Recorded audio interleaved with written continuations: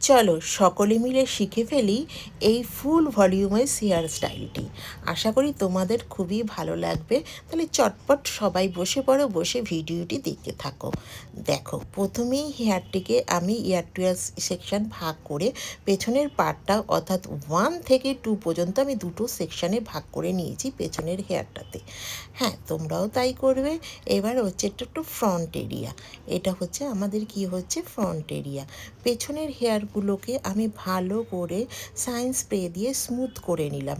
নেবার পরে পেছনে যে দুটো সেকশন করেছিলাম সেই সেকশন দুটোকে একটা পার্টে আমি দেখো নিচের পোর্শনটুকু একটু ভাগ করে নিয়েছি। নিয়ে এবার ওইটা ধরে আমি কার্লস করতে লাগলাম। কার্লস করার জন্য অবশ্যই তোমরা 28 বা 32 কার্লস মেশিন হেয়ার গ্রিস করবে। আমি দেখো এখানে আইকনিকের 32 কার্লস মেশিনটা ইউজ করেছি। দেখো এরপরে আমার হয়ে গেল। কার্লস করার পরে আমি কি করলাম, একটা স্টিল ক্লিপ আটকে দিলাম হোল্ড করার জন্য। ঠিক একই ওয়েতে তোমরা ভালো করে মন দিয়ে বুঝবে কিন্তু। দেখো আমি আবার আরেকটা সেকশন নিলাম, নেবার পরে 32 কার্লস মেশিন দিয়ে কার্লস করলাম। কার্লসগুলো কিন্তু আপ দিকে উঠবে, ডাউন দিকে না, এটা মাথায় রাখবে।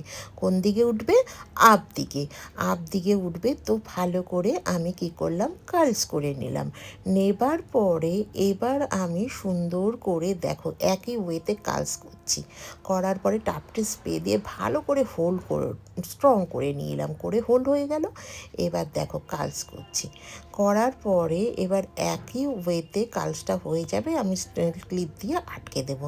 পরপর পরপর পাট পর্যন্ত করলাম। করার পরে দেখো কতগুলো কার্লস হয়ে গেল।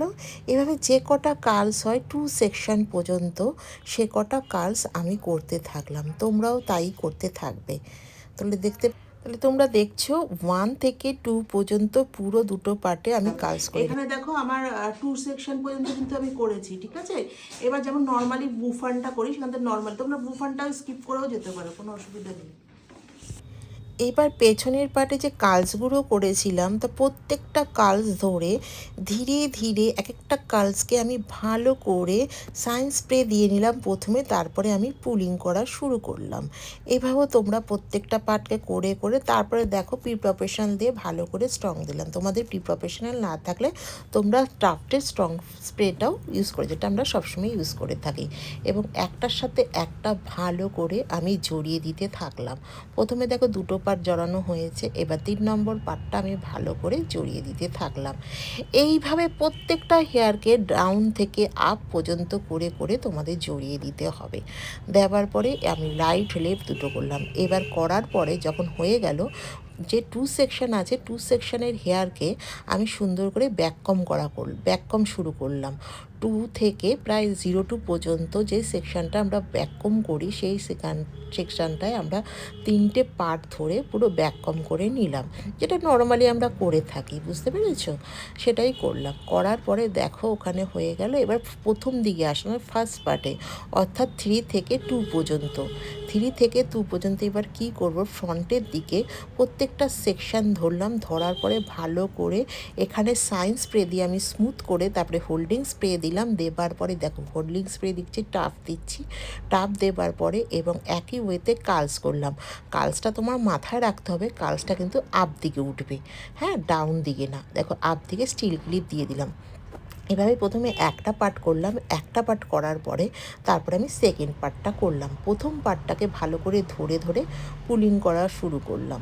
করার পরে তারপরে যে নিচে যে আমি পরেছিলাম কার্লসটা, তার সাথে সুন্দর করে আমি সেট করে দেবো। এইভাবে প্রত্যেকটা কার্লস করবো আপর দিকে। করার পরে নিচের সাথে আমি সুন্দর করে সেট করে দেবো।